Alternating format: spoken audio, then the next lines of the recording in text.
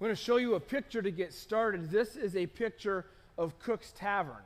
And some of you have heard me talk about Cook's Tavern before. Many of you may not have. Cook's Tavern is located in Tacoma, Washington. A few years ago, Mary Ann and I went out to Tacoma to watch Liam play soccer. And just by happenstance, we found ourselves here at Cook's Tavern and didn't have anywhere else to go. We were hungry, and so we decided to eat here. And much to our surprise and delight, we discovered that Cook's Tavern had what we would both say was the best, the most delicious fried chicken dinner we had ever had in our whole lives. Some of you are remembering this story now because I talked about it a lot when we got back. Well, we decided we liked Cook's Tavern so much that the following year, we would go back to Tacoma when Liam was scheduled to play there because we wanted to eat at Cook's Tavern. So last year, this past fall, soccer season came around. We got the schedule. We looked for the Tacoma games. We found them. We said, that's it. We got our vacation time. We got our flights. And off we went to Tacoma. Now, we did go to see our son play soccer. That was the reason we were going. But we were really going to eat at Cook's Tavern. So the day finally came. He played his game on Sunday, and the game was over. We hugged him. He got on the team bus, headed back towards Oregon, and we headed for Cook's. And we got there, and we got in, and we sat down at our table, and our waiter came up and said, what would you like to drink? And we were like, hey, you know what? This is what we want to drink, but we're ready to order now. We don't need to look at the menu. We know what we're getting. Bring us the chicken dinner. And he said, great, and so he did. A few minutes later, out came the chicken dinner.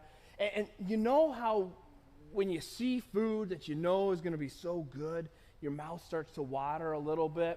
And as you start to pick up the chicken, I mean, I was probably drooling, like both sides of the mouth, because I was so excited. It had been a whole year, and I opened my mouth and lifted the chicken. I probably closed my eyes,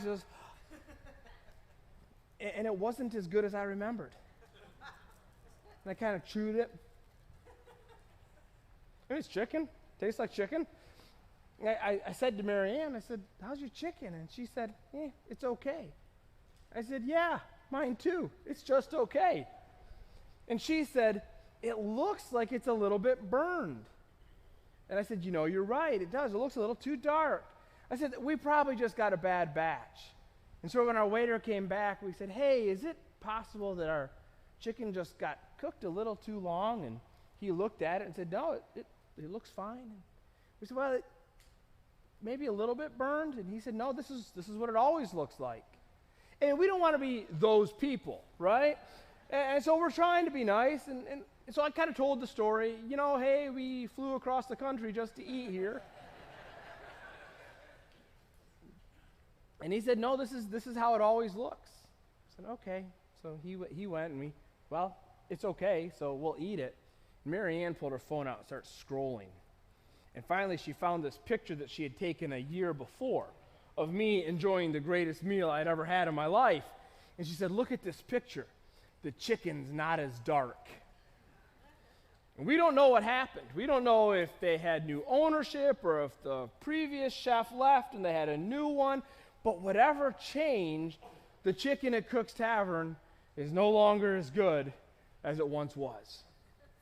And the end result was that we were really disappointed. The chicken really hadn't met our expectations. Have you ever been in a place in life when life didn't meet your expectations? I know, probably something bigger than chicken. Maybe you didn't get the raise you were hoping to get.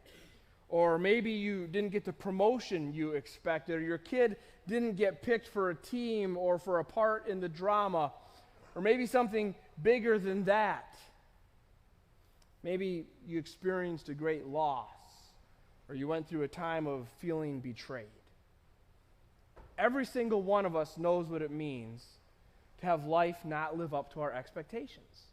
Every single one of us knows what it means to be disappointed. And we can look around at our world on a bigger scale and say, this world really is a disappointment, right? I mean, there's famine everywhere, there's wars, there's conflict. We are so politically divided. There's viruses going around. And it's really easy to look at the world and say to yourself, this isn't how it's supposed to be. Did you ever say that? Or do you say, this doesn't make sense? This can't be what the world is supposed to be like.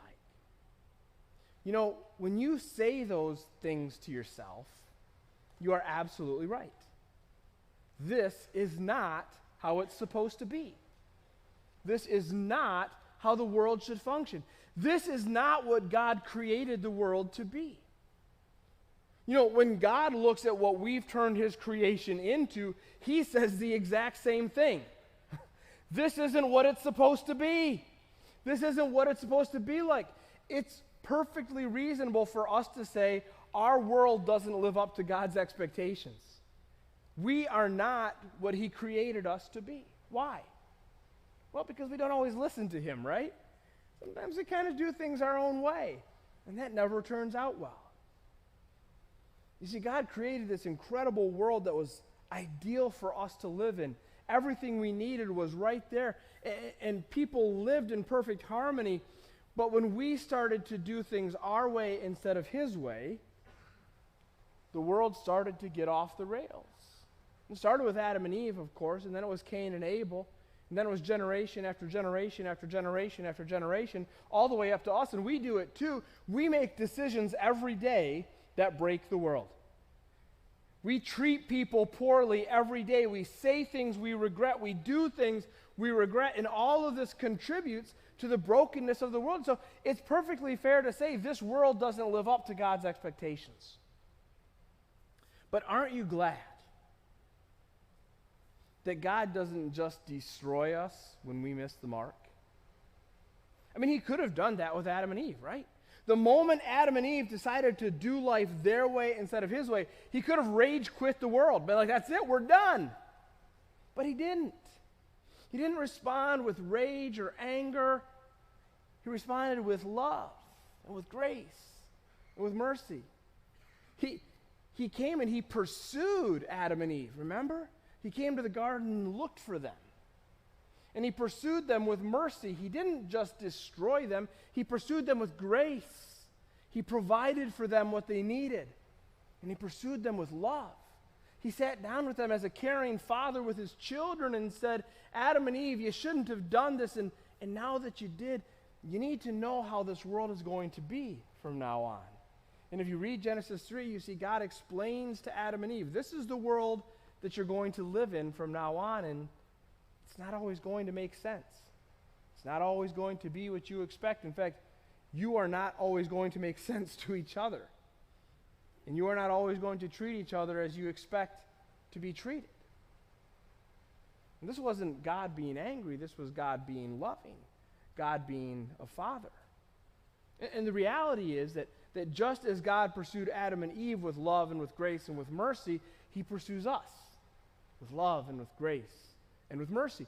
No matter how far we fall, no matter how much we do wrong, he continues to pursue us with love and with grace and with mercy. And in fact, he gives us this amazing gift called guidelines or rules or laws. And I know sometimes we think of God's laws not as amazing gifts.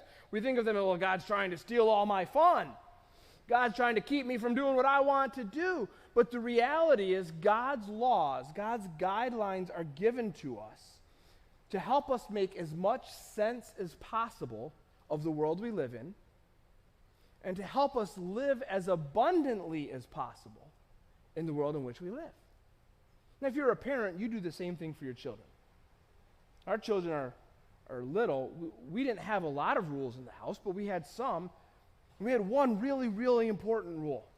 It was this: don't cross the sidewalk. You can run around in the front yard as much as you want. You can run around in the backyard as much as you want. You can go to the neighbor's house, but don't cross the sidewalk. Now, there was nothing really awful on the other side of the sidewalk. There was just more grass. There were about 8 feet more of grass there. But beyond that, there was the road. And the road is a very dangerous place, especially if you're a 3-year-old boy who lacks sense. And so we knew that the road was dangerous for Liam especially, but also for Emma. And so we said, here's the rule: don't cross the sidewalk. See, we gave them this rule as a part of our structure. And it wasn't a big rule. You could say this was minimum structure, but it was designed to give them maximum enjoyment. This is exactly what God does for us. God gives us guidelines as minimum structure so that we can experience maximum enjoyment in the world He's created. Now, it's a world that's broken. It's a world that's messed up. It's a world that doesn't make sense. And that's why His guidelines are necessary. And so the question we're going to ask this morning is, do I trust God enough to follow His guidelines? You see, it's really a matter of faith. Whether or not I do what God asks me to do is a matter of faith. You see, when I choose not to do what God has told me to do, essentially what I'm saying is either I know better than God, or my way is more fun than God's way. And really what it gets down to is I'm saying I don't have faith that God wants what's best for me. We're going to look at a story in the book of Ezra today about Israel. It's a story where Israel kind of gets off the rails. It's really a story of Israel's faithlessness and God's faithfulness. But here's the power in the story. It's a wonderful reminder to us that we also sometimes are faithless. We also sometimes violate God's guidelines. We also sometimes mess up. We also contribute to the brokenness of the world. And even when we are faithless, God is faithful. And so this is a discouraging story. It's a depressing story. It's a frustrating story. But at the end, it's a story of hope. So we've been working through the book of Ezra, and it's the story of Israel's comeback. Jerusalem was destroyed by Babylon. The people were carried off and forced to live in Babylon for 70 years. And 70 years later, God brought them back to Jerusalem. Remember, they were led by men named Zerubbabel and Joshua, and they rebuilt the altar and they rebuilt the temple. And our expectation then is they just keep rebuilding, right? And they turn the city into this thriving, flourishing city where everybody's worshiping God. But that didn't happen. In fact, the temple building got delayed for almost 15 years, and finally they finished that. But after they finished the temple, nothing happened. For almost 80 years, nothing happened in Jerusalem. And over these 80 years, so you can kind of maybe get your bearings, lots of things were going on in the world. Darius, who was the king of Persia at the time, he took his troops all the way across the Middle East to Greece and had this battle against Greece, the two world empires, at a place called Marathon. You've heard of this battle, right?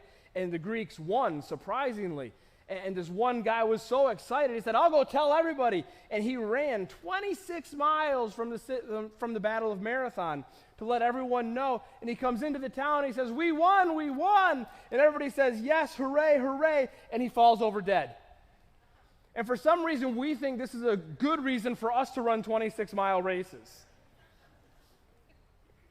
A little bit later, there's a new king in Persia. His name is Xerxes. He's the one that's married to Esther in the Old Testament story of Esther. And he takes his armies and he marches across the Middle East to attack Greece again. And again, the forces clash at the Battle of Thermopylae. Remember this one? This is where there's 300 men from the city of Spartans. And these 300 men hold off the greatest army the world has ever seen for a day. And eventually they lose and they're all killed, but they were able to delay the Persians long enough that the Greeks behind them could get together and then defeat the Persians and send them away. And we think of this as one of the great military victories of the West. And so there's a lot going on in the world, but there's nothing happening in Jerusalem.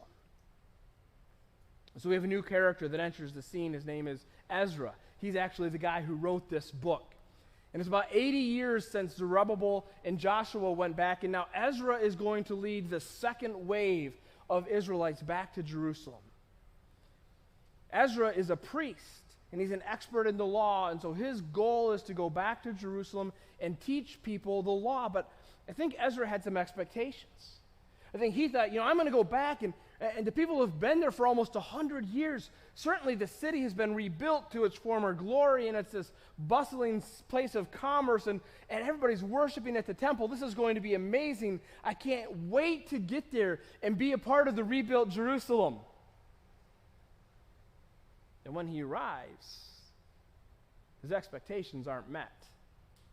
He's disappointed. Because what he finds is a city that's not been rebuilt. The temple's rebuilt, but nobody's worshiping there. The altar's rebuilt, but nobody's worshiping there. And Ezra is left to wonder what is going on. So we pick up the story in Ezra chapter 9, verse 1. After these things had been done, the officials approached me and said, "The people of Israel and the priests and the Levites have not separated themselves from the peoples of the lands with their abominations. From the Canaanites, the Hittites, the Perizzites, the Jebusites, the Ammonites, the Moabites, the Egyptians, and the Amorites. For they have taken some of their daughters to be wives for themselves and for their sons, so that the holy race has mixed itself with the peoples of the lands. And in this faithlessness, the hand of the officials and chief men has been foremost." Now, just make sure you understand the complaint here. These men are coming to Ezra, and they're saying, our people have messed up. And it's not just the people, it's the leaders. It's the political leaders, it's the religious leaders, it's everybody. Everybody's messed up. And the problem is they're going and they're marrying people from the surrounding nations. Now, when we first hear that, kind of like, well, okay, what's the problem, really, right? Is Ezra saying that God wants his people to be racist? We're only going to marry Israelites because we're the holy nation. Is that what's going on here? Because that's what it feels like, doesn't it? Well, remember, God gives us guidelines to help us make as much sense as possible of the world we live in and help us live as abundantly as possible in the world that we live in. And one of God's guidelines, and here's a timeless one of God's guidelines is that his people are always to be influencers, not influenced. Does that make sense? God wants us to live in the world, and he realizes that not everybody in the world is going to worship him and follow him, but he wants us to be people who are influencing the world around us, not being influenced by the world. You can see this in 1 Peter 2, where Peter writes, "As aliens and strangers in the world, live such good lives among your neighbors, that they will see God's glory and give honor to him on the day he judges us." See, the idea is we live differently from the world, even though we're in the world, so that the world will change its mind about God. This is a timeless principle for God's people of all times. And what we're seeing here in Ezra is not a timeless principle, but is a specific principle for God's people in that time. So this is a description of God's law in the past, not a prescription for the future. Sometimes in the Bible we find passages that are just a description of what was going on then, but not necessarily a prescription for now. And to understand why this was God's law at this time, we need to understand what's going on in these surrounding nations. All of these ites, right? The Jebusites, the Perizzites, the Moabites, the Amorites, the Ammonites, and the Egyptians. Why does God say, don't marry the people from these other countries? Well, actually, he warned his people about it in Deuteronomy chapter 7. So this was actually 1,500 years earlier. And Moses is writing the law to the people of Israel, and he says, "You shall not intermarry with them, giving your daughters to their sons or taking their daughters for your sons." Listen, "for they would turn away your sons from following me to serve other gods." You see, the world at this time, there was really not a difference between nationality and religion. They were perfectly linked together. So if I married someone from another nation, I was not only marrying them, I was marrying their gods. Every nation had its own god. Israel had the god that everyone called Yahweh. But other nations had gods like Baal and Ashtaroth and Molech. And if the Israelites married people from the other nations, they weren't just marrying the people, they were marrying their gods. And so Moses warned the people, don't do this because your hearts will be turned away from God. And we only need to look as far as Solomon to see this was true. Solomon, the third king of Israel, had 700 wives. That's a different sermon for a different time, right? That's not a prescription for anybody who wants to be happy. He had 700 wives. And understand, most of these wives were wives that he had made agreements with other nations. So he goes to a king and says, "Look, I'll marry your daughter, and then we won't attack each other." 700 times. But every time he married one of these women from other countries, what did they bring with them? Their gods. And so it wasn't just Solomon, can I worship my God here? It was Solomon, you're my husband, you have to worship my God with me. And so Solomon becomes this king who is not worshiping the one true God, but is now worshiping hundreds and hundreds of other gods. And he begins building idols to these gods all around Israel. And so that by the time Solomon is done, all of Israel has fallen into idol worship. And they never recover. If you read the list of kings from Solomon until the end, what you see over and over and over again is that the vast majority of kings worshiped other gods and they were not true to the one true God. And that's one of the main reasons why Assyria was allowed to overthrow Israel and why Babylon was allowed to overthrow Judah. Because they weren't worshiping the one true God. These men who come to Ezra, they say, look, this is what's happening, this is the problem. And they describe this as the faithlessness of the people. So these people are being faithless. And what they're saying is they don't trust God.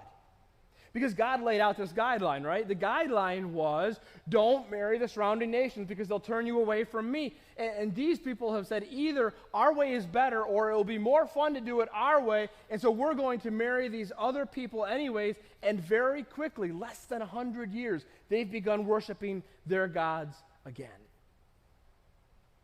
Aren't you glad we don't do that? Because we don't have idols, right? We don't worship Molech anymore. We don't offer child sacrifice anymore. When was the last time you saw an altar to Baal, right? We just don't do that anymore. So I'm glad we don't wrestle with this like Israel did, right? We don't wrestle with faithlessness at all. Or do we just have different kinds of gods? Do we have the same gods as the world around us? We just call them by different names, like the God of popularity. Or maybe the God of finances. Or maybe the God of entertainment. Or maybe the God of politics. I want you to think about this for just a second. You know, one of Jesus' guidelines that he gave to us, he said, love the Lord your God with all your heart, soul, mind, and strength, and love your neighbor as yourself, right? And then just before he went back to heaven, he said to his disciples, love one another as I have loved you. And so Jesus places this really high emphasis on loving other people. Love your neighbor, love your brother, love your sister. Love the people around you. This is the guideline. So what are we saying when our politics drive us apart? If I refuse to love you because you see things differently than I do, then who's my God? Haven't I just there elevated my political party above God? Because I said I would rather serve the Republicans, I'd rather serve the Democrats, I'd rather serve the Libertarians than serve God by loving other people. You see, we still struggle with false gods. We just call them by different names. And just like these men who came to Ezra and said, the faithlessness extends far and wide, our faithlessness does too. But remember, this is not just a story about faithlessness. This is a story about God's faithfulness. Because in spite of our faithlessness, in spite of the fact that we raise many things above God in our lives, and in spite of the fact that we choose often not to follow his guidelines, he still pursues us. And just as he pursued Adam and Eve with love and with grace and with mercy, he pursues us with love and with grace and with mercy. But look here at Ezra's response, all right?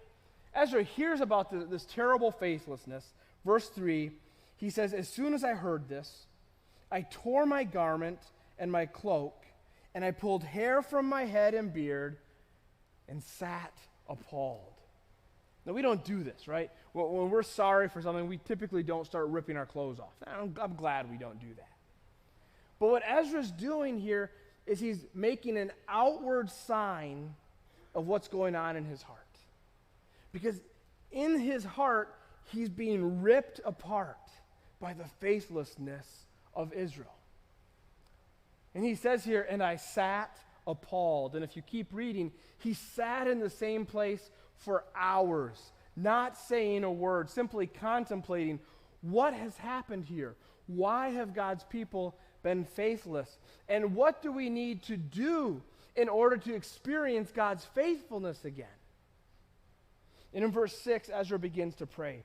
He says, "Oh my God, I am ashamed and blush to lift my face to you. For our iniquities have risen higher than our heads, and our guilt has mounted up to the heavens." We've done some really bad stuff. Our guilt is way beyond what we can bear. From the days of our fathers to this day, we have been in great guilt.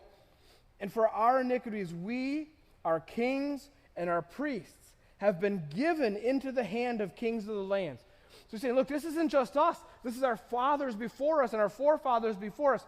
This has been the sin of Israel for hundreds of years. And it's because of this sin, Ezra says, that we were given to the hands of other kings. What did those kings do?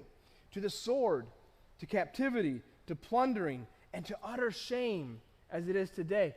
Ezra says, this same sin is why Jerusalem was destroyed. This same sin is why we were carried off to Babylon. This same sin is why we were slaves there for 70 years. Verse 8, but now, a lot of times in the Bible, this happens in Ephesians, it's really cool. A lot of times in the Bible, there will be this passage that is really dark and really bad and describes how awful sometimes our sin is in the eyes of God. And then almost always the next verse starts with the word but, which means it's not the end of the story. There's something good coming. And Ezra says, but now, for a brief moment, favor has been shown by the Lord our God to leave us a remnant and to give us a secure hold within his holy place. There's some of us still left, and God has still been good to us, and he's allowed us to rebuild his temple, that God may brighten our eyes and grant us a little reviving in our slavery. Ezra says, even though our fathers sinned, and even though they were idolaters, and even though they ignored God's law, and even though God let Babylon destroy them, even now, God is still pursuing us with his love and his grace and his mercy. And then Ezra says in verse 13, and after all that has come upon us for our evil deeds and for our great guilt, so we deserved everything we got, seeing that you, our God, have punished us less than our iniquities deserved, mercy, and have given us such a remnant as this, a second chance, grace, shall we break your commandments again and intermarry with the peoples who practice these abominations? Ezra says, God, you didn't give us what we deserved. You gave us more than you deserved. You have pursued us with your incredible love. And we've done it again. Paul talked about this in Romans. He said, all the things I want to do, I don't do. And the things I don't want to do, I do. Oh, wretched man that I am. I think we can all identify with this, right? Because we've all been in this place where we say, I can't believe I did that again. We try to make ourselves feel better. This isn't me. I didn't mean to do this. But at the end of the day, it's the same. I can't believe I'm here again. I can't believe I keep doing this. I can't believe I keep falling into this. You may not be tearing your clothes and ripping your hair out like Ezra did. But I'm guessing this morning that many of you feel a little bit like you're breaking in two. Because you've got this guilt. You've got this shame. You've got this past that you can't let go of. Can you hear me this morning? That God is pursuing you. Just as he pursued Adam and Eve. Just as he pursued his people in Ezra. God is pursuing you. He's not pursuing you with anger and rage. He's pursuing you with love and with grace and with mercy. Remember, God demonstrates his love to people by giving them second chances and third chances and fourth chances. Israel's on about chance 52 here.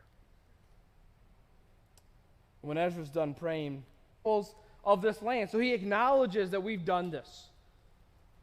But then he says this, but even now there is hope for Israel in spite of this. Even now there is hope.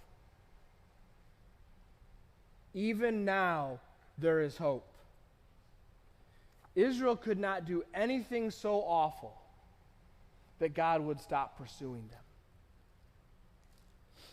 You cannot do anything so awful that God will not pursue you. You cannot do anything that will take you outside of the grace and the mercy of God. This guy Shechaniah, his name actually means one who is intimate with God, one who is close to God. And this is so powerful because what he's saying here is, look, the closer we draw to God, the more we will be filled with hope. God is chasing you. God is pursuing you. Will you draw near to him? Will you come to him? God demonstrates his love to people by giving them second chances and third chances and fourth chances. And every single one of us needs that this morning, don't we? Every single one of us. Maybe it's the very first time for you to turn to God, and maybe it's the 50th time for you to turn back to God, but God is pursuing you with his love. Will you draw near to him? The closer we draw to God, the more we are filled with hope. Let's pray. Father, thank you for not giving up on us, even when we give up on you. Thank you for being faithful to us, even when we're faithless to you. Father, thank you for Jesus, who made all of this possible. Thank you that if we put our trust in him, that he has this great new life waiting for us. Pray for my friends today who are here, who need that second chance or that third chance, who need to turn back to you. I pray that they would feel that hope in their heart to realize that you are chasing them with your love and your grace and your mercy. In your name, amen. Will you stand up with me? We're going to sing one more song before we're done, and I want you